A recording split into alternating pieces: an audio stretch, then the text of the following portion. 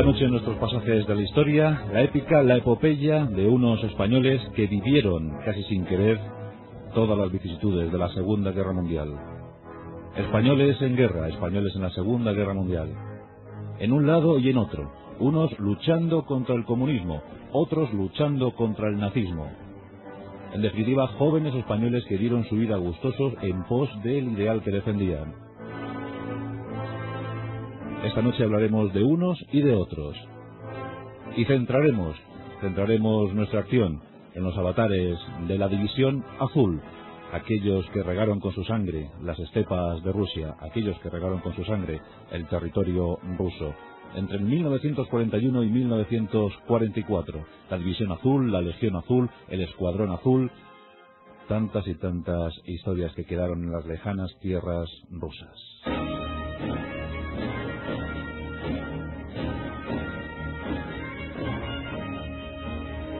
El 1 de abril de 1939, el Ejército Rojo, vencido y desarmado, se rendía ante el empuje de las tropas nacionales.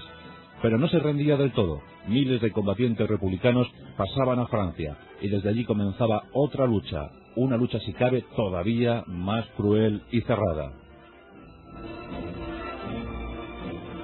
Atrás dejaban 600.000 muertos, casi 600.000 muertos en un bando y en otro. La Guerra Civil Española, considerada por todos como el prólogo a la Segunda Guerra Mundial. En esa Guerra Civil Española se probaron las armas modernas que meses más tarde se iban a utilizar en los campos de guerra europeos. El 1 de septiembre de 1939 estalla el conflicto. Los alemanes invaden Polonia. El general Franco declara la neutralidad de España. Había afinidades más que estrechas con Hitler, pero no convenía por el momento declarar la beligerancia. España es neutral, muy maltrecha por su guerra, demasiadas pérdidas, demasiados muertos, demasiadas víctimas. No presentaban la opción más favorable para entrar en guerra. Por tanto, Franco se declara neutral. Pero al año siguiente la cosa iba a cambiar ostensiblemente. La Blitzkrieg, la guerra relámpago sobre Francia, cambia el signo de los acontecimientos. En ese momento, Franco, y sobre todo su ministro de Asuntos Exteriores, Serrano Suñer, piensan que ha llegado el momento de dar un cambio a los acontecimientos, un giro de tuerca a los acontecimientos. Y de la neutralidad proclamada en el 39 se pasa a la no beligerancia del 40. Por el momento, España no entrará en guerra, pero ya se decanta claramente del lado germano. En octubre de 1940, una célebre reunión en Hendaya entre el general Franco y el dictador Adolf Hitler. La intención de Hitler: animar a Franco a que se pase definitivamente a su bando, que no solamente surta de material bélico a los alemanes, ahí estaban los Mirage, el wolframio, por ejemplo, sino que también prepara el camino para que 20 divisiones alemanas entren en España. El objetivo, Gibraltar. Los alemanes no querían tener a su lado a los soldados españoles. Pensaban que estaban escasamente preparados y pertrechados, y que adiestrarles para los combates de Europa supondría muchísimo esfuerzo. Por tanto, era mejor no contar con los soldados españoles, con las tropas españolas. No obstante, Franco tiende la mano para cualquier posible e hipotética ayuda militar. Lo que consigue Franco es que las divisiones alemanas no entren en España. Lo que propone es una futura ayuda. En España había muchas cuentas pendientes, por desgracia. Viejas rencillas y sobre todo un odio tremendo y voraz hacia el comunismo. Los vencedores de la guerra civil entendían que el comunismo había mantenido la guerra durante mucho tiempo, gracias a la ayuda bélica de Stalin a los republicanos. También estaba el eterno problema, la eterna historia del oro español que fue hacia Rusia. Calculan los expertos que los republicanos emplearon 510 toneladas de oro para pagar la ayuda bélica, la ayuda militar de Stalin a España. 510 toneladas de las que no se ha vuelto a saber. Mito, leyenda, realidad. El caso es que esas 510 toneladas no aparecieron.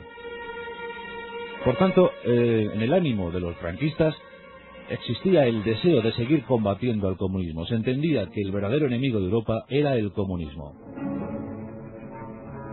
El 22 de junio de 1941 se inician las operaciones, la ofensiva Barbarossa. El enemigo es Rusia. En ese momento, miles de jóvenes españoles se quieren apuntar al esfuerzo alemán.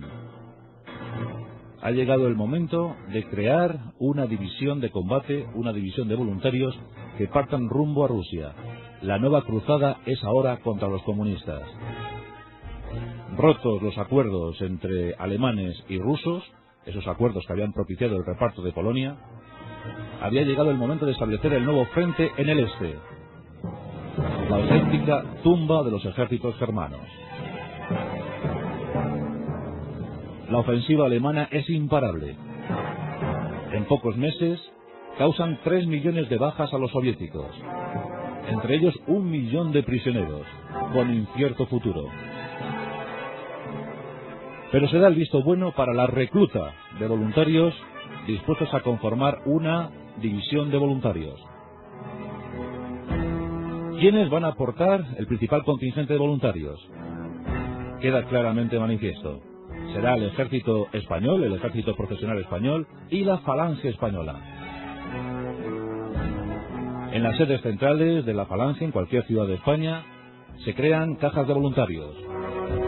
Y los camisas azules gustosamente se apuntan. En principio, lo que se necesita es un contingente de no más de 18.000 hombres. Aunque las peticiones incrementan ese número muchísimo.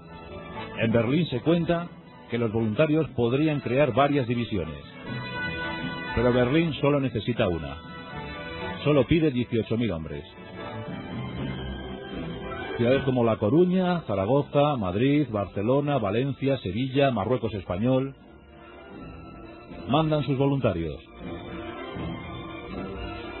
Los alemanes pusieron una condición: que más de la mitad de los oficiales fueran profesionales. El requisito se cumplió con creces. En la Academia de Infantería de Zaragoza, la mayor parte de los cadetes se ofrecen voluntarios. Los falangistas cubren todas las demandas. Sus camisas azules empiezan a dar a entender que aquella división no será como se llamó la División de Voluntarios Españoles, sino la División Azul. Ese es el motivo por el que se llama la División Azul, las camisas azules de los falangistas. Y se empiezan a organizar las tropas. En un principio se crean 5 regimientos, 4 de infantería y 1 de artillería.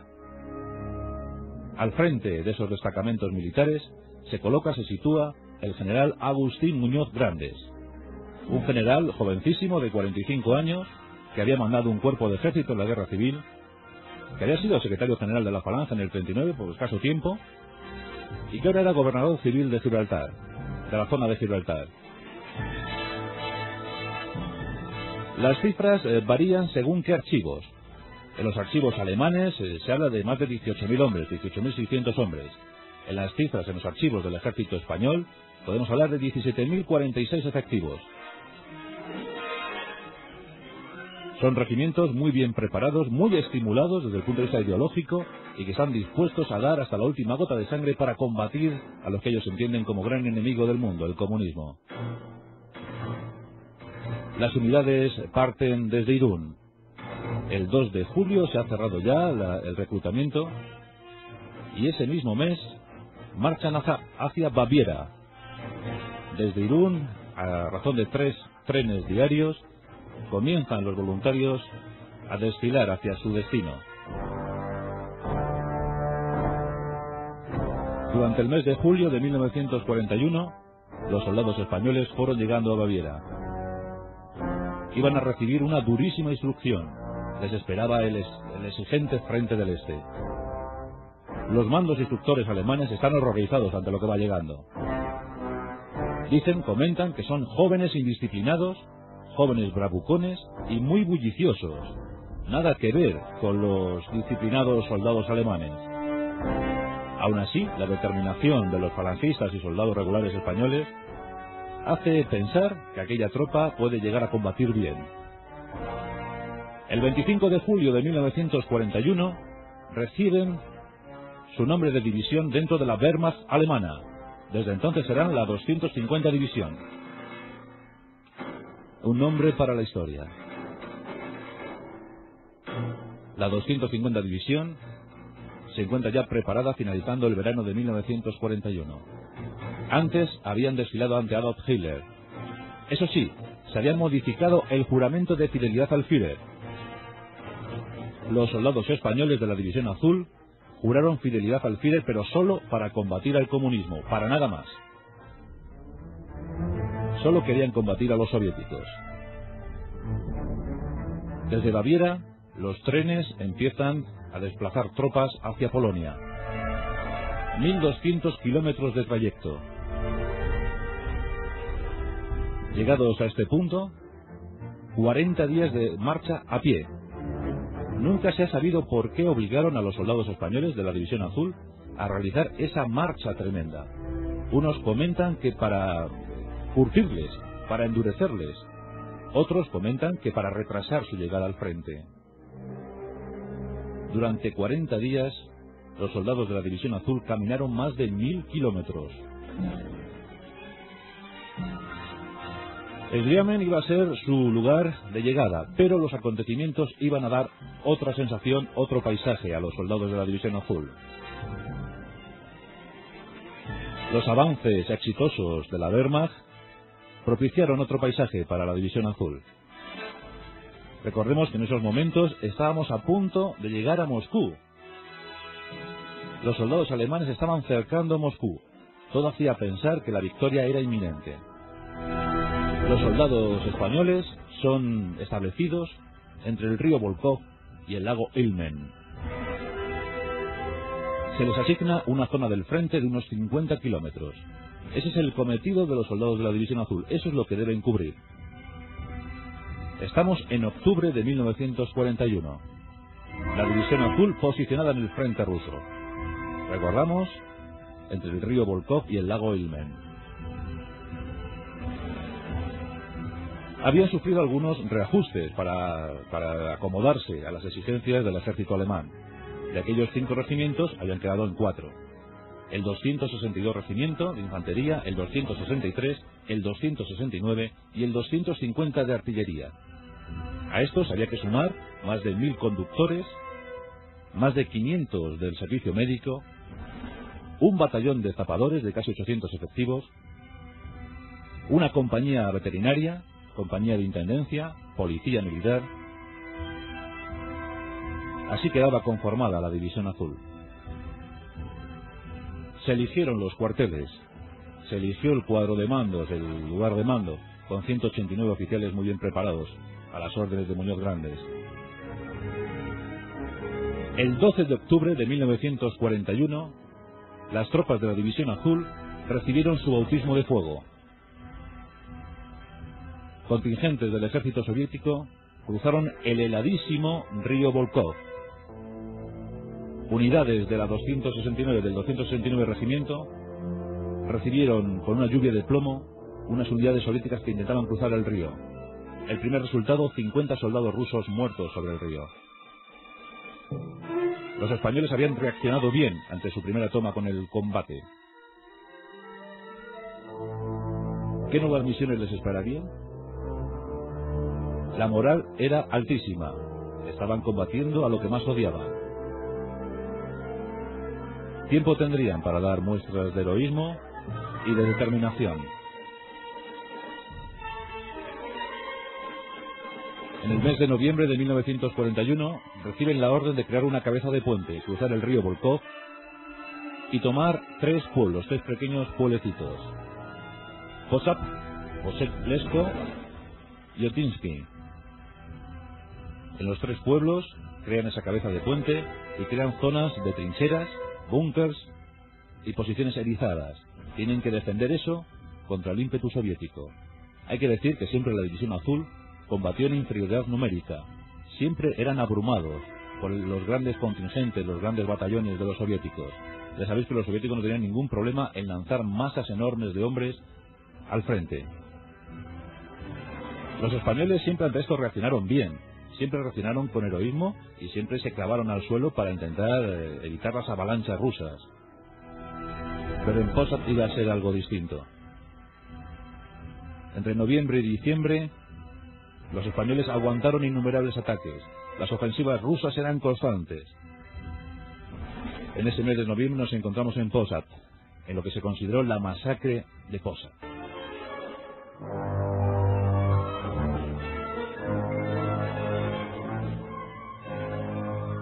Los rusos habían tomado un primer pueblo y habían cercado algunas unidades en Posaď. Allí se encontraba el Alfred Moscoso. El Alfred Moscoso con sus hombres tenían que aguantar la posición en Posaď. Los rusos iniciaron el ataque. Un ataque bestial. Los divisionarios españoles aguantaron el envite como pudieron. Durante días, las ametralladoras de posición españolas tabeltearon constantemente, causando gran número de bajas a los soviéticos. Los combates eran feroces, a bayoneta calada, ofensiva y contraofensiva. Siempre los españoles aguantaron bien, pero el número de los soviéticos iba en constante aumento. Los T-26 y los T-34 se emplearon a fondo. Enormes materiales, enormes cañones disparaban sobre aquellas posiciones, sobre aquellos 6 kilómetros de trincheras. Los hombres del Alfred Moscoso fueron literalmente masacrados. Después de las Navidades de 1941, algunas unidades tomaron contacto con Posaď y se encontraron lo inevitable. El Alférez Moscoso y toda la unidad habían muerto defendiendo aquellas trincheras. La visión fue dantesca. Habían sido desposeídos de sus uniformes y habían sido clavados literalmente al suelo con sus bayonetas y los zapapicos clavados al pecho de aquellos hombres. Toda la unidad se había perdido. Fue la primera gran tragedia para la División Azul. El año 1941 se cierra con un balance trágico para la División Azul. Casi 800 muertos. Centenares de heridos. La prueba había sido muy dura. Las unidades se mantienen a la defensiva en el río Volkhov.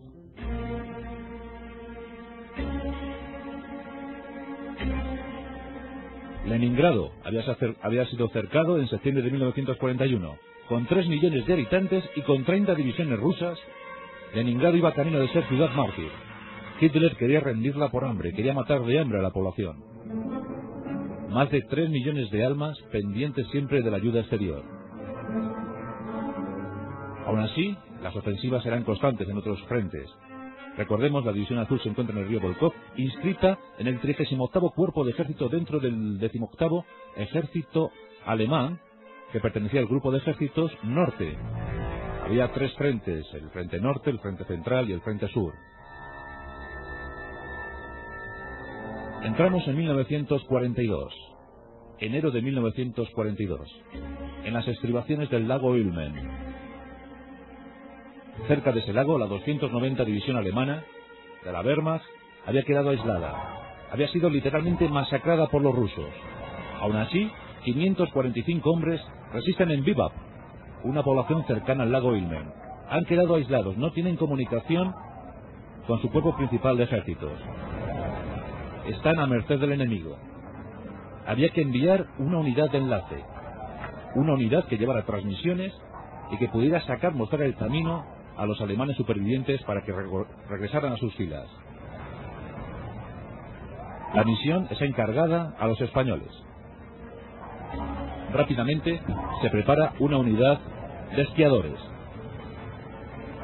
El capitán Ordaz se pone al frente de esa unidad, 206 hombres. Estamos en enero de 1942, la temperatura es extrema, 40 grados bajo cero. Los 206 hombres del capitán Ordaz tienen que atravesar el lago Ilmen. Preparan el destacamento, 70 trineos impulsados por caballos, llevan guías letones. Recordemos que el batiburrillo de unidades era tremendo en aquellos momentos. Había, combatiendo con los alemanes, unidades letonas, estonas, también había lituanos, cosacos, ucranios, había belgas, flamencos de Flandes, existían unidades noruegas. unidades austríacas, checoslovacas, rumanas, búlgaras, en fin. Media Europa estaba combatiendo en esos momentos en Rusia. Los españoles van con los letones y empiezan a cruzar el lago Ilmen. Pero la temperatura de 40 grados bajo cero, cuando van a cielo descubierto, cuando van al lago descubierto helado, pasa a ser de 56 grados bajo cero. Imaginaos la escena, los esquiadores españoles avanzando por el lago Ilmen, 206 hombres con 70 caballos, 70 trineos y con una radio muy curiosa que se movía por energía a pedal. Tenían que dar pedales para que la radio pudiera transmitir. Pues con eso salen los 206 y logran cruzar el lago Ilmen. Pero cuando cruzan el lago, el capitán Ordaz se da cuenta de la terrible historia, de la terrible tragedia. Más de un centenar de sus hombres ha sido víctima de la congelación. Más de 100 hombres congelados, con serias congelaciones en las extremidades. Inmediatamente envía un comunicado al cuartel general. Tengo la mitad del destacamento congelada. Aún así, Muñoz Grandes le ordena continuar. Había que solucionar la situación de aquellos alemanes embolsados. El capitán Ordaz, con lo que le queda, inicia el avance. Y muy pronto se topa con los rusos. Los rusos detectan a los españoles y envían una unidad de carros de combate T-26. Contra ellos tienen que combatir. Hay situaciones muy alarmantes porque parece que toda la misión se va a ir al traste. Pero los españoles combaten bien. Logran neutralizar el ataque ruso. Y con un grupo de soldados, el capitán Ordaz decide que el teniente Otero de Arce salga al encuentro de los alemanes, mientras que ellos intentan resistir. Y así lo hacen. El teniente Otero de Arce se dirige a buscar a los alemanes embolsados. Y por fin, tras muchísimas vicisitudes y aventuras, consiguen enlazar.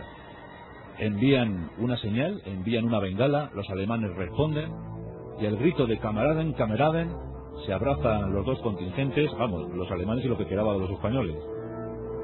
Y logran los españoles sacar de aquella situación a los supervivientes alemanes. Todo había estado muy bien. El único detalle es que de los 206 españoles y letones que habían iniciado aquella misión, tan solo regresaron sanos y salvos 12. Aquellos hombres recibieron el reconocimiento del ejército alemán y alguna cruz de hierro que otra. Fueron muchas cruces de hierro que se repartieron entre la División Azul y también muchísimas laureadas de San Fernando, la máxima distinción del ejército español. El capitán Ordaz y el teniente Otero de Arce se convierten en héroes de la División Azul. Pero no iban a faltar acciones en ese año 1942. Por fin, las ofensivas del verano de 1942 dan algún éxito a las tropas alemanas. El general von Manstein, uno de los generales más brillantes de la Wehrmacht, uno de los mejores tanquistas, consigue reducir y tomar Sebastopol. Se completa así la conquista de Crimea. Parece que todos los esfuerzos ya se van a dirigir hacia Leningrado. Comienzan a concentrar tropas en Leningrado. Pero antes había que reducir algunas bolsas. Por ejemplo, en el Volkhov, donde se encontraba situada la División Azul, pues había muchísimos contingentes rusos, muchas tropas rusas que iban quedando embolsadas a medida que los alemanes avanzaban. Y en el Volkhov había que tomar una bolsa. Había unos 32.000 soldados rusos cercados en Volkhov y había que reducir esa bolsa. Una vez más, la misión es encomendada a la División Azul.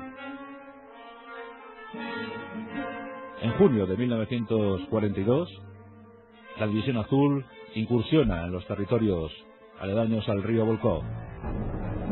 Y tras innumerables combates, porque además hay que sumar a esta tragedia, pues que llegaba el verano, los terrenos se deshelaban, y al deshelarse pues aparecían cuerpos, muchísimos cuerpos que desprendían un hedor nauseabundo.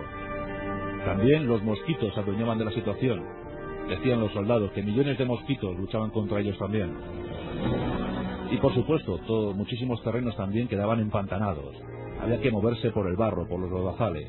Durante el invierno, 40 grados bajo cero. Durante el verano, el lodo, el barro. Avances interminables, dificultosos. Pero la bolsa de Volkhov cae. La División Azul consigue hacer más de 5.000 prisioneros de los 32.000 rusos. 5.000 prisioneros que tardaron mucho en rendirse, que vendieron muy cara su derrota. Los españoles seguían sufriendo bajas. Durante todo el año 1942, más de 1.200 muertos dentro de la División Azul y otros tantos centenares de heridos. Pero en agosto parece que la situación se presenta muy propicia. La División Azul es destinada al cerco de Leningrado. El 8 de agosto, el general Emilio Esteban Infantes llega a la zona. El propósito, el envío de este general de 50 años, es relevar en el mando a Muñoz Grandes, que llevaba ya un año combatiendo. Durante unos meses el general Esteban Infantes estaría haciendo acopio de conocimientos para poder hacerse cargo de la División Azul. Y se encuentran cercanos a Leningrado. Es asignada a la División Azul un frente de 29 kilómetros. Frente a ella muchos soldados rusos, muchas divisiones rusas de combate. Soldados rusos que están luchando a la desesperada.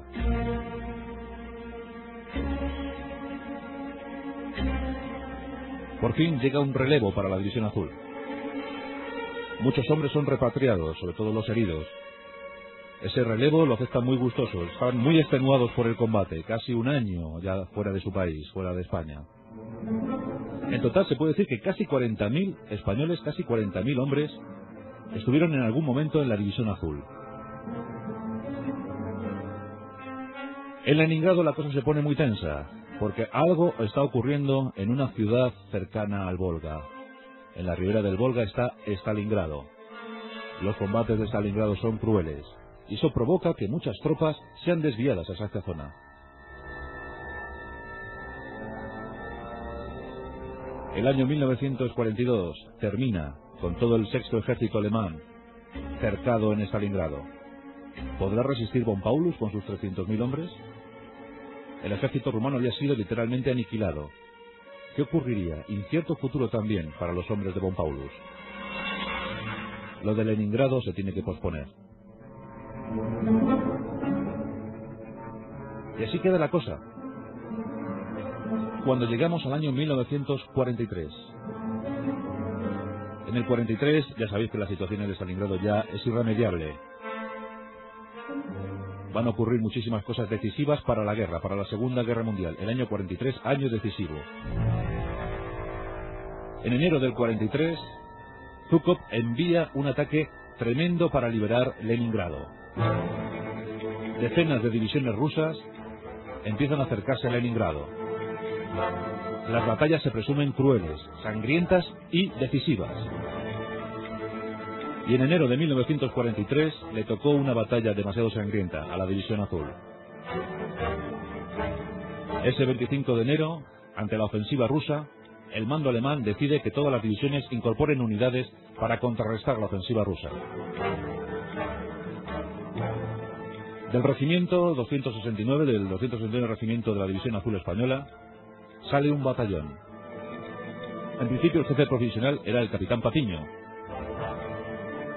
800 hombres fueron destacados en la posición de Enga, en la que sería considerada como batalla de Enga.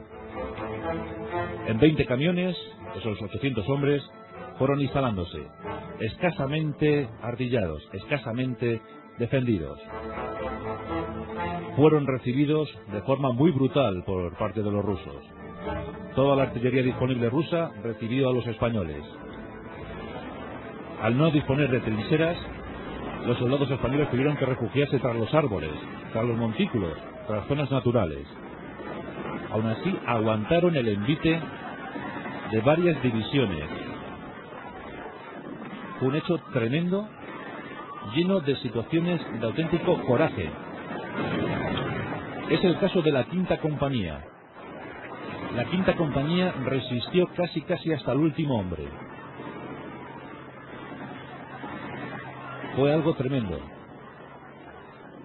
Aquí tenemos al teniente Acuña, que murió víctima de un balazo en la frente, resistiendo con sus hombres hasta el final. O el caso de la Séptima Compañía.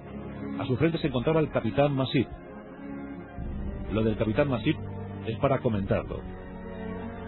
La Séptima Compañía estaba recibiendo un severo castigo. Los hombres caían a docenas.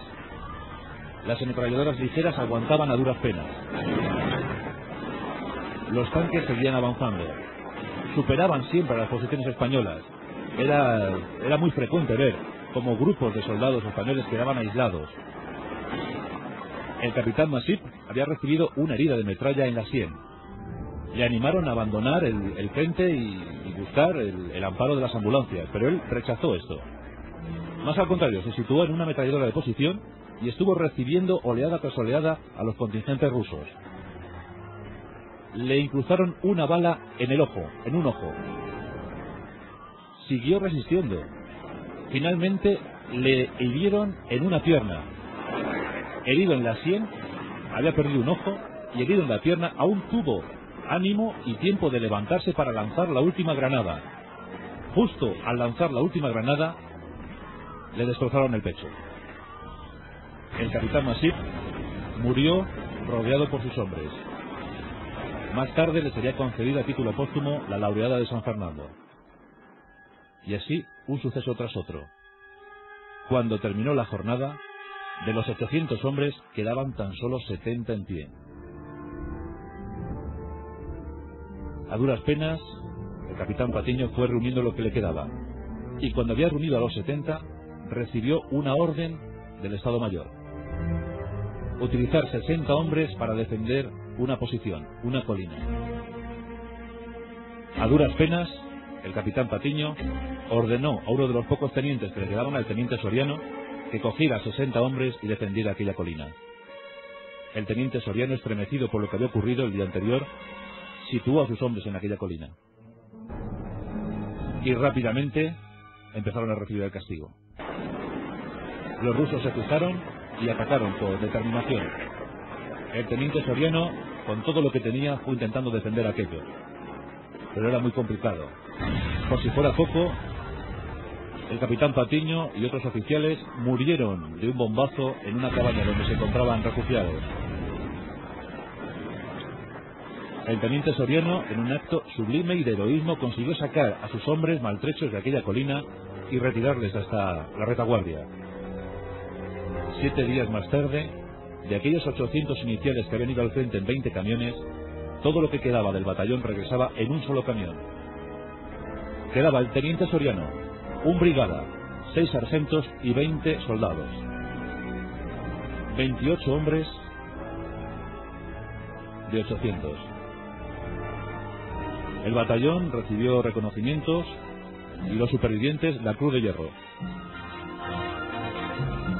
La batalla de Enga. Pero pues si esto no fuera poco, al mes siguiente se iba a librar la gran batalla para la División Azul, la batalla más trepidante.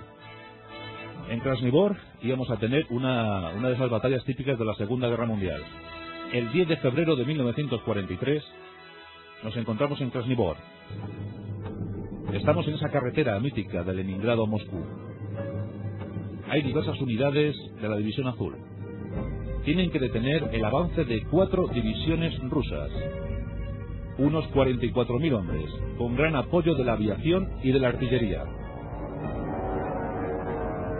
En estos momentos la situación de la División Azul es muy desesperada. Tan solo tienen 5.600 hombres para enfrentarse a todo ese material bélico y humano.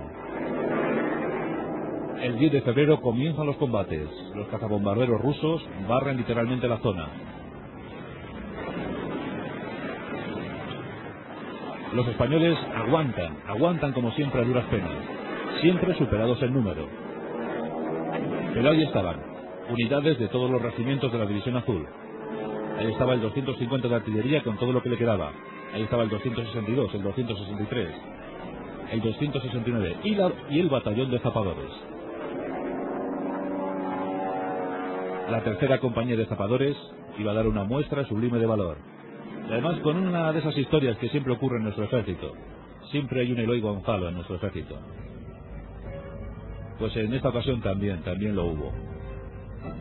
Mientras que los regimientos iban aguantando a duras penas, la tercera compañía de zapadores queda aislada en una de las riberas de la carretera de Leningrado a Moscú.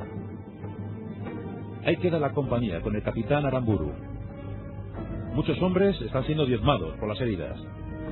Los rusos se han fijado en esa compañía, les animan a la rendición, pero estos no se rinden. Siguen aguantando. El capitán Aramburu piensa que la situación ya es desesperada y ordena a un cabo zapador de nombre Antonio Ponte que vaya a buscar asistencia médica. El cabo Ponte sale de la posición. Nada más salir recibe un balazo, pero aún así sigue avanzando.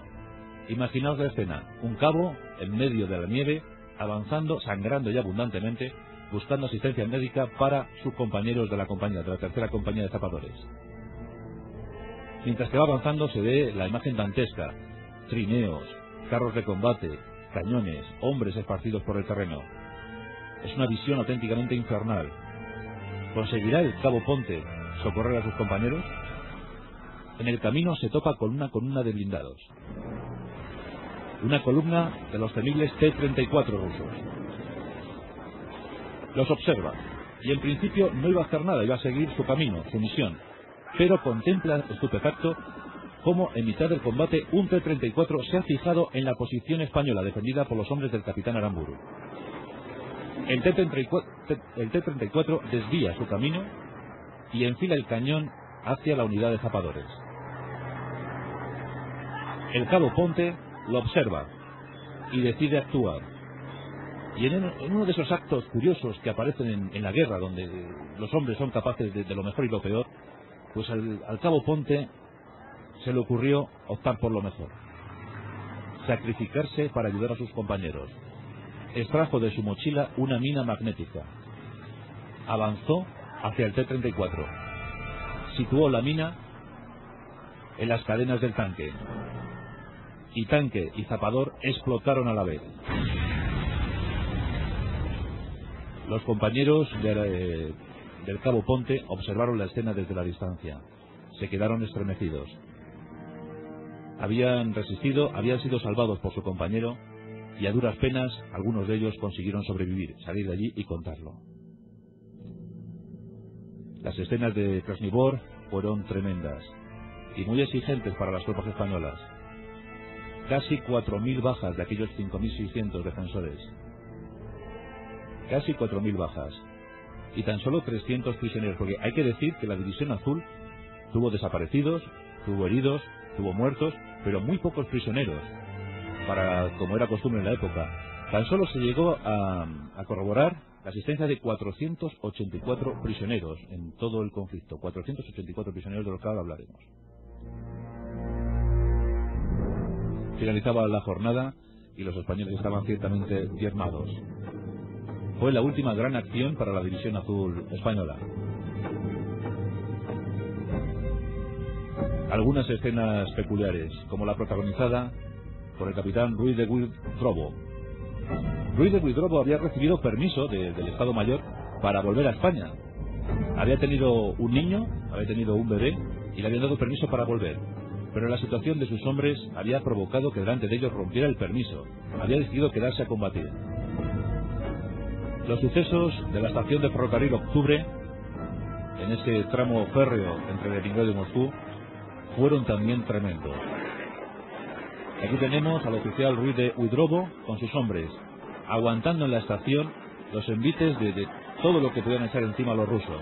Entre las ruinas, entre los pocos edificios que quedaban, entre las vías, fueron luchando uno a uno. Las trincheras fueron superadas. Los soldados rusos entraron en las trincheras y a bayoneta empezaron a matar a los españoles. Ruiz de Huidrobo en este momento sacó su parabellum, su pistola, solo le quedaba eso, y disparó lo que le quedaba contra los rusos. Finalmente fue rematado. Escenas tremendas y dantescas propias de la Segunda Guerra Mundial. Españoles que las vivieron. Después de todo esto, el signo de los acontecimientos iba cambiando. Y también cambió el ministro de Asuntos Exteriores, Serrano Súñer, muy proclive a las potencias del eje. En esos momentos del año 43 había que dar un cambio a los acontecimientos. Había que empezar a bailar con los posibles y presuntos vencedores. Y finalmente se ordenó la retirada de la División Azul. Esta retirada fue efectiva en octubre de 1943. El 5 de octubre, el 269 Regimiento tuvo el último encuentro con los rusos. Un encuentro muy eficaz y victorioso. Pero casi 2 años después, las exigencias y las bajas habían sido muy abundantes. Más de 3.900 muertos, más de 8.800 heridos, 484 prisioneros y más de 300 desaparecidos. Un balance terrible para la División Azul.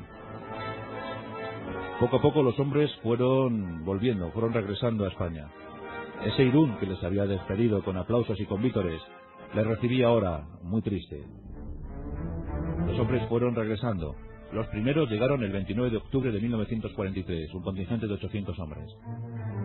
Pero no todos se iban a retirar del frente ruso. Se ordenó que se creara una legión de voluntarios, lo que se llamaría la Legión Azul, unos 1.500 hombres que siguieron luchando principalmente contra partisanos y posteriormente defendiendo un puerto ante una presunta invasión fluvial marítima por parte de los rusos. En esa Legión Azul, pues ya escasas acciones, porque en abril de 1944 fueron retirados definitivamente. Hay que contar que hubo un escuadrón azul, conformado por 5 escuadrillas. Los héroes del aire, 96 pilotos españoles se curtieron en los campos de guerra, en los campos aéreos rusos. 96 pilotos que dieron un fenomenal rendimiento, pilotando Messerschmitt Bf-109. Principalmente lo que aportaron los pilotos españoles fue la escolta de los bombarderos alemanes. Derribaron 156 aviones rusos. Ellos perdieron 22 pilotos. Uno de esos 22 pilotos apareció posteriormente entre los prisioneros. Destacar, por ejemplo, el comandante Cuadra, con 10 victorias, o el comandante Salas, con 7 victorias. Fueron muy buenos pilotos, a juicio de los alemanes, pilotando los Messerschmitt Bf-109 y posteriormente uno de los mejores cazas de combate de la Segunda Guerra Mundial, el Focke-Wulf 190. Esos fueron los dos tipos de avión que pilotaron los pilotos españoles. Tras el regreso de la Legión Azul, aún quedaron algunos voluntarios que se resistieron a volver. Quisieron seguir combatiendo. Pasaron la frontera entre España y Francia, casi sin el consentimiento, sin el permiso de Franco. Crearon algunas compañías que se integraron curiosamente en las Waffen-SS. En las Waffen-SS pues también se creó un batiburrillo de unidades, con flamencos, con holandeses, con noruegos. Y bueno, pues hay un caso muy curioso, el de Miguel Ezquerro, que llegó a ser coronel de las Waffen-SS y que llegó incluso a participar en la defensa de Berlín, dirigiendo 3 compañías de españoles y de otras nacionalidades. La historia de la División Azul.